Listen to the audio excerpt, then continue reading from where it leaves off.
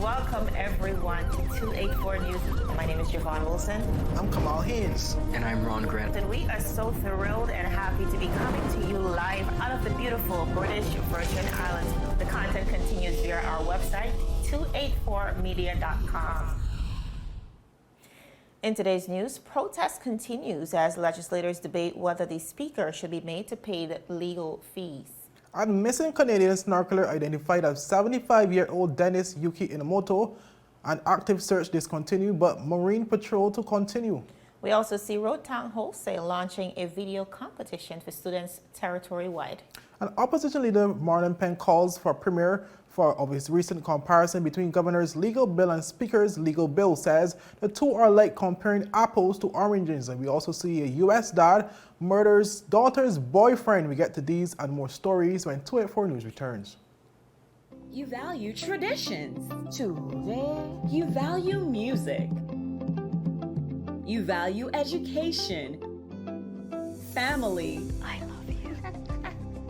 Service. Thank you. You're welcome. Love. Life. At Popular, we're committed to you and everything our community values. For the things you value the most, count on us. Popular. Well, welcome everyone. It's Wednesday, November 3rd, 2021. I'm Kamal Haynes. And my name is Javon Wilson. We are coming to you from 284 Media out of the beautiful British Virgin Islands. We're going to kick things off on a little positive note. Road Town Wholesale is hosting a video competition for students all across the territory. Now, viewers, it's super exciting, and the rules are pretty simple. Just today, we caught up with the senior brand manager at Road Town Wholesale, Mr. Colin Campbell, who was so excited to tell us all about it. Good afternoon, Javon. Good afternoon, BVI. So students are given an opportunity to be the next face of RightWay's next topic of the day platform. This promotion is open up to all students that is currently in school. You can apply by just calling the number on the flyer, 542-4048, so we can schedule your recording date and time with our stores. You can choose any one of our stores to go and choose your items. And after then, you can call me or you could WhatsApp the video to me, which I'll then place on our platform. Students with the most engagement obviously will win that $200 gift certificate. This initiative is important, in aspect of us creating a more positive social media for our kids, for them to see the different way.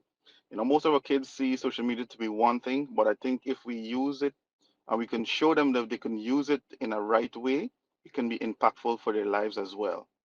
So there's reason why we, running this promotion for a short time, only for the month of November. So sign up, sign up, sign up. Always nice when corporate BVI could reach back and provide opportunities, especially for our young people. I really like the fact that Colin highlighted, this is an opportunity for us to really rebrand the way we see social media, more positives. And I think this is definitely something our young people, our students can use to utilize their creative talents and, of course, be able to express themselves on a positive note. And then the winner gets to go shopping at Road Town Wholesale. Viewers, we're going to head straight into our newscast for today. A small protest led by political activist Cindy Roseanne Jones was held earlier today yet again in front of the House of Assembly as a motion regarding legal fees incurred by the Speaker, Honorable Julian Willock, in a challenge against attorneys for the Commission of Inquiry came up for debate. The fees were imposed by High Court Judge Justice Adrian Jack after Willock withdrew a motion for an injunction against the UK attorneys Bilal Rawat, Ria Harakasoon, and Andrew King, who were performing legal services for the COI while being present in the Virgin Islands, although they had not been admitted to the local bar in breach of the BVI Legal Profession Act 2015. As we have seen over the past few days, viewers, public opinion is quite divided on whether the costs should be borne by the state or by Willock in his personal capacity. Some vocal citizens have argued that Willock filed the injunction in the interest of the Virgin Islands people, since the flouting of the BVI law by the COI's lawyer reflected an affront to the laws of the territory and an assault on the Constitution. They say the issue is not about personalities, but about the sanctity of the territory's institutions and should not be tangled up with personal agendas. Now, on the other hand, many residents are simply outraged by the recent motion that was passed by the Premier to exempt the Speaker from paying these legal fees. Now, viewers, the motion was postponed to today, that debate that is, and earlier today we saw many of our legislators speaking, but our very own Ricky Richardson was on the scene and spoke to Ms. Roseanne Jones, the organizer of the protest, to get further insight into the matter. Good afternoon, everyone. This is Ricardo Richardson reporting live for 284 Media, and we are here with Cindy Roseanne Jones. Cindy, what do we hope to achieve today by coming back down to the House of Assembly? Well, the intention is to keep the pressure on. Every time the House of Assembly convenes and this topic is, or this motion is on the paper, we will be here. Even if it's one of us, which is me or whoever, we're going to be here every single time so that we know we keep track of this motion and what the result of this motion will be. Now, we were here on Monday. Have you seen any victories that came out of anything that happened on Monday or anything that has transpired during the course of the past couple of days? Well, the big important thing for me is that I expected to be here on Monday by myself or maybe with another 5 people that I know very personally that support what I'm doing. I know that there are people in the background that do support, but I was very surprised and I felt really good about the numbers that showed up. You didn't see everybody because some people remained in their cars, but it was a very good turnout and it showed that we were here to ensure the good governance of the country is maintained. All right, and last question. I know there was a cartoon that came out today on one of our news sites, and that has since been taken down. Do you think that you had any influence in getting that done, and what are your thoughts on that cartoon? Well, I'll tell you what, this cartoon is not the first of its kind. I mean, this was an absolute low because I consider it to be bullying of the people and anybody that decides to stand up for anything that we find that is not of the people of the Virgin Islands and where we want to see the BVI.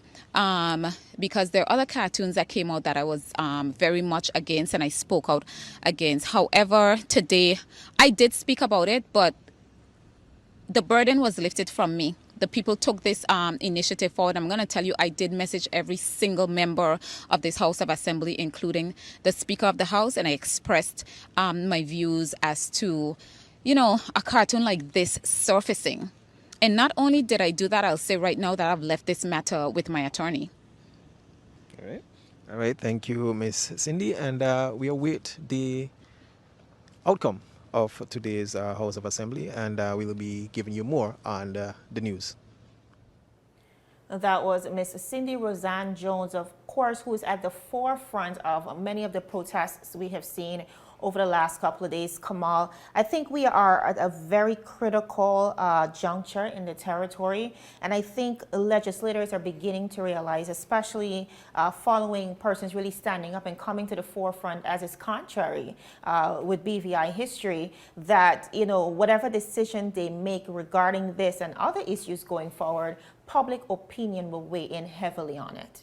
Indeed, and as we would have seen during today's proceedings so far, the Premier said he's moving forward with the motion to somewhat set a precedence for any situation of similarity going forward, that they will have somewhat of a benchmark to know how to go about it. What he's saying is that he's bringing it to the House in the whole interest of democracy, where they can further elaborate the facts of the matter before going forward. And he's saying that, you know, his members on his side have the power to vote against it, and if they vote against it, then he, as the finance minister, can't approve the funds. But I guess we have to wait and see, because we know when it comes to parties, there's something called collective responsibility, and you know, obviously, you know, a party is always in sync when it comes to voting on matters. So yes, we the viewers and we the reporters will keep you guys abreast and updated on this matter as it continues to develop. Well, viewers, moving on, where a missing Canadian male who was last seen snorkeling off Cooper Island has been identified as Dennis Yuki Enomoto. But this was confirmed in a media release from the Royal Virgin Islands Police Force on Tuesday, November 2nd, which said the active main search for the which said that the main search was discontinued for the missing 75-year-old who has been missing since Monday, October 25th, what the Royal Virgin Islands Police Force said, and I quote, "But Dennis Yuki Enomoto, 75, of Canada, was amongst a group of persons that was snorkeling near Cooper Island. Well, he was last seen while the group was in the water, but when the others returned to the boat, Mr. Enomoto had not returned. A search of the boat, surrounding waters, nearby vessels, and on Cooper Island itself turned up nothing. Well, police advisor expanded searches to include the Sir Francis Drake Channel and many shorelines, but to date he has not been found. Well, the active search concluded on Sunday, October 31st. However, the Royal Virgin Islands Police Force Marine Unit will continue to be vigilant while on patrols and is also asking all mariners to keep an eye out while on the water in an effort to locate the missing snorkeler," end quote. Well, 24 News spoke to Operations Manager Phil Aspinall of the Virgin Islands Search and Rescue, who explained how both VISAR and the Royal Virgin Islands Police Force Marine Unit executed extensive search for the Canadian visitor. Well, we conduct what are internationally recognized search patterns. So we start at the known point of disappearance and then work our way out from there. And it's done in an organized fashion. If there are several boats, we go alongside each other basically as far as we can see so that we're covering the biggest area, are you with me? So the second boat to my left would be as far away as I can see him so that we can both cover the ground between us. You know what I mean? So obviously in England, if it's really foggy, we might be next door to each other. But out here, obviously, we can go some considerable distance apart and guarantee to cover the area, you know. So we can cover a much larger area here because it's always clear and we're able to see. But those search patterns went all the way from Cooper Island all the way into the channel, as far across as Tortola, and then probably an equal distance going out the other way towards St. Martin into the big ocean. We also did searches of the shoreline all around Cooper and Salt and Jet and Peter and Norman, all the way down on both sides. So, just in case they come ashore, you know what I mean? So it's a very, very expensive trip over the 5 days. Well, Aspinall also spoke on what usually happens under normal circumstances when persons go missing at sea. He said the recovery of their bodies are all dependent on a number of key factors, including whether the missing person sunk or remained floating. It depends on the circumstances. If the gentleman drowned and sank, I would expect to see him on the surface again in 3 days, 72 hours. But if he stayed on the surface and the surface currents carried him out, I may, which is maybe what happened. We don't know. I mean, that's just speculation. But if he stayed on the surface, going backwards, from where he was swimming, if he stayed on the surface, he would have been blown out to sea towards St. Martin. But if he'd gone to the bottom, then he would have come inside into the channel because the currents on the bottom were running to the north, and yet the surface currents were running to the south. Well, Aspinall said in his nearly 3 decades of conducting search and rescue operations at sea, there had only been 3 to 4 occasions where he was unsuccessful in recovering a body. Well, police said the family of Enomoto has been informed and is being kept updated as proceedings take place. Our viewers, up next and ahead of the break, opposition leader calls out Premier for his recent comparison between the governor's legal bill and the speaker's legal bill, says that the two are like comparing apples and oranges. And a U.S. father has now been charged with first-degree murder for murdering a man who sex trafficked his daughter. This story is definitely making waves around the world, and we have all the details right after this commercial break.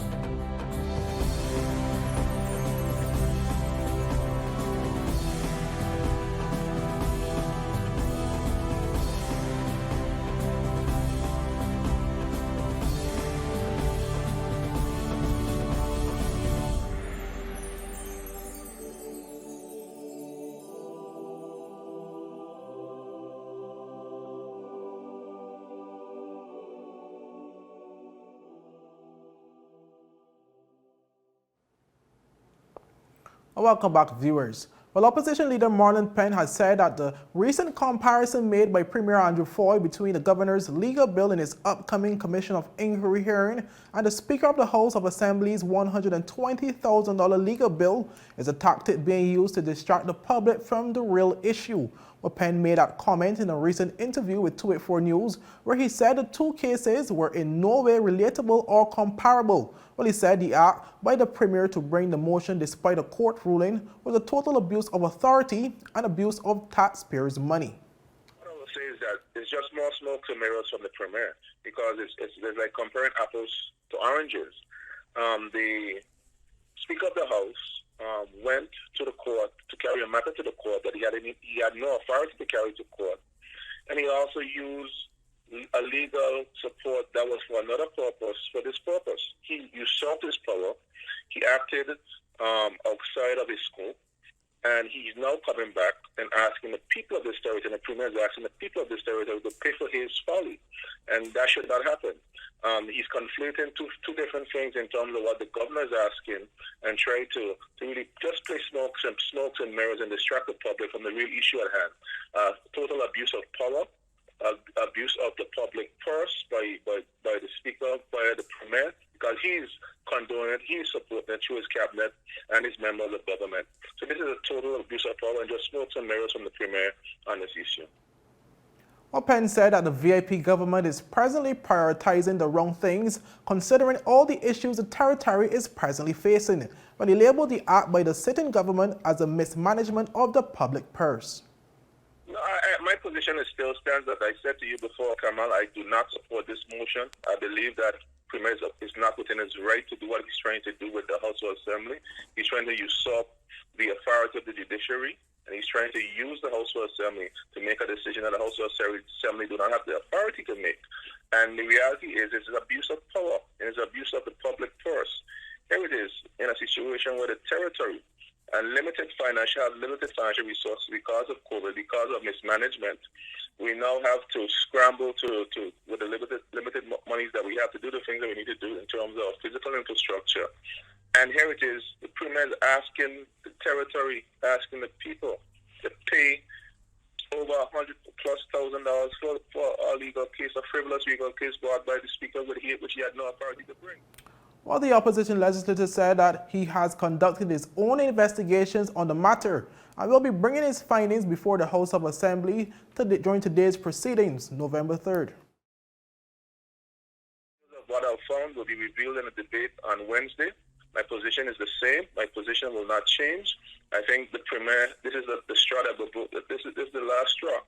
And the Premier and his government continues to abuse his authority, abuse the people of the territory, and abuse the Treasury with the continuous mismanagement of our resources, and it has to stop. We'll see if the members of government will stand with the Premier on this continuous abuse of public resources, stand with the Premier of this assault on the judiciary, a decision that was already made. There's another interesting thing about this whole thing, Kamal, is that the Premier and the Speaker himself continues to talk about the independence of the House of Assembly, the independence of the executive. But here it is. He's trying to use the House of Assembly to usurp a decision that was made by the judiciary. You see the contradictory statements that they continue to make. You see the paradox.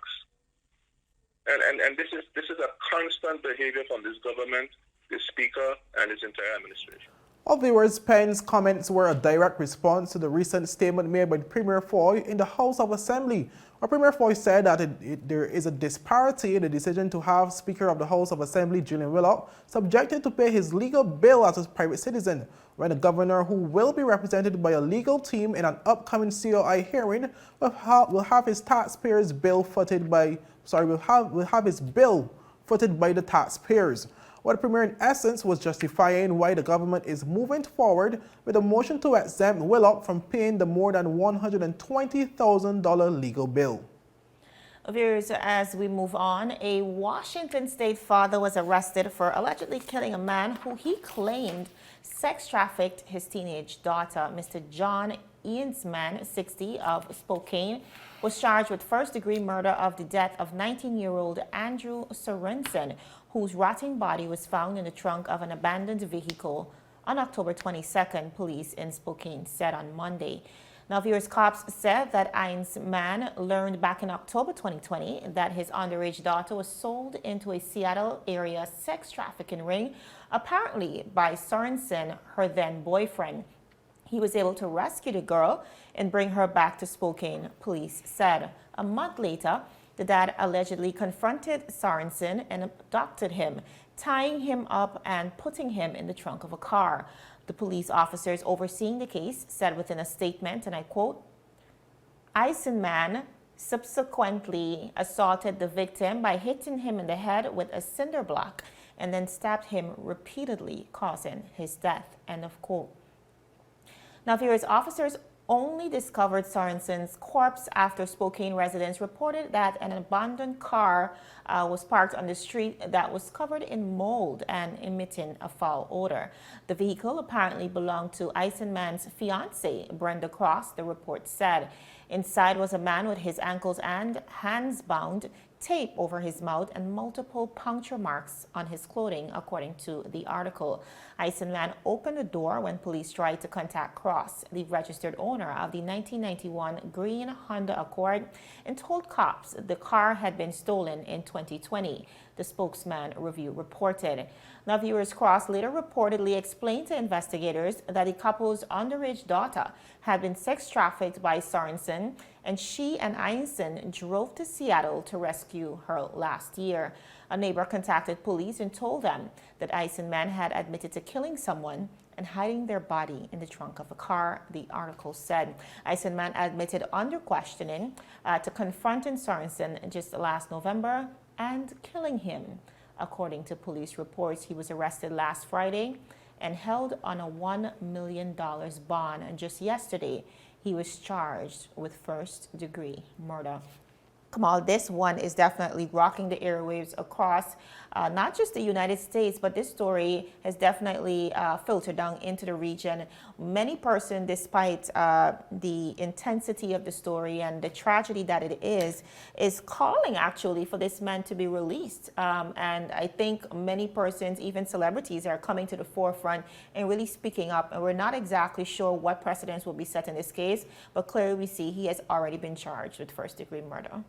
All the evidence obviously have to be presented. I guess most persons should wait to the court hearing to hear exactly what happened, because there's more than one side to the story. Absolutely. So, viewers, up next, works commence on the Fish Bay Road Rehabilitation Project, and Premier Fahie lobbies for equal pay among all elected House of Assembly members, which ultimately means that would raise the salaries of all backbenchers.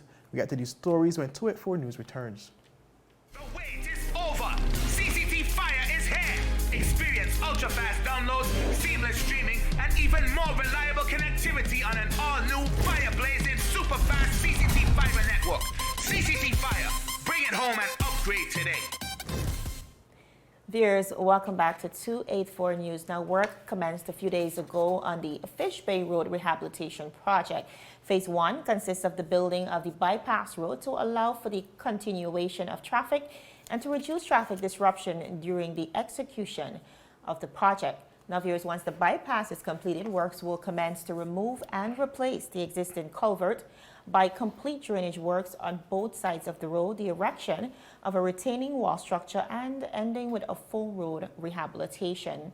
These works should not only improve the road safety, but also reduce the impact caused by heavy rains in that area. The contractor, Outland Heavy Equipment Limited, was awarded the 6-month contract on September 24, valued at $1,799,499.68. Now, Neil Smith, Director of Program Strategy at the RDA, said, and I quote, "This project is designed to eliminate the flooding issues in the Fish Bay area and to improve the quality of this transportation artery to the benefit of residents and businesses alike," end of quote. This is the final of 8 road projects to be completed by the Recovery and Development Agency on behalf of the government of the Virgin Islands, with financing from the Caribbean Development Bank Reconstruction and Rehabilitation Loan Facility.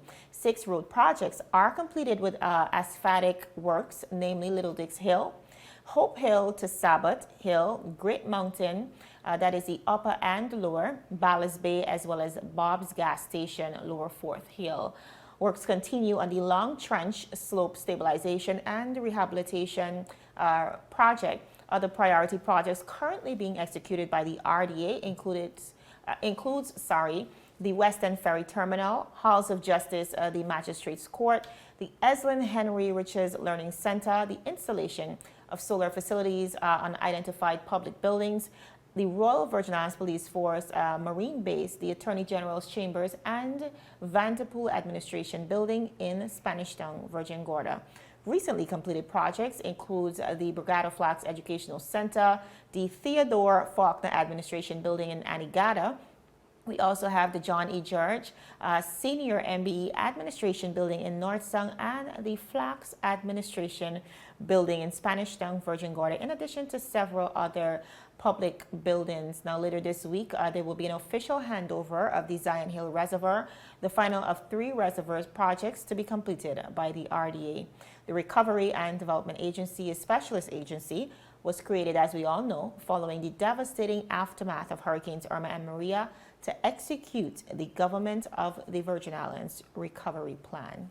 Well, viewers, moving on to our final story of today's newscast, where Premier and Minister of Finance Andrew Fahie says he will be lobbying for an equal salary amongst all elected House of Assembly members, which will increase the salaries of backbenchers to match that of elected government officials. Well, Premier Fahie made that disclosure during last Thursday's session of the House of Assembly while debating the motion to exempt Deputy Speaker Neville Smith from having to vacate his seat after Smith's company had entered into a contract with government. But just to give persons a backdrop of what I'm saying, there's a significant salary difference between a minister and the backbenchers and oppositions whose salary be the same.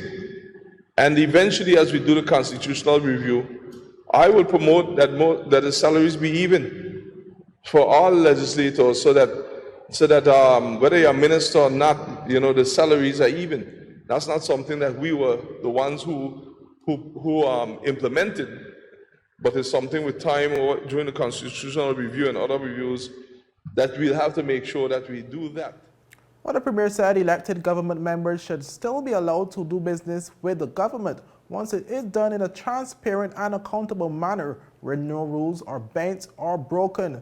It was on this point that he said that he will be bringing the topic of equal salaries of both categories of legislators in the constitutional reform, considering the huge disparity between the two salaries when compared to each other. Mr. Speaker, why do I say that?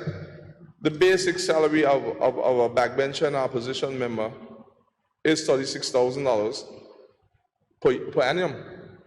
And when you add on all the perks, as we call them, but with the different allowances, then is when it may come up to something around 99,000. Yeah, 99,216, I think it is $99,216.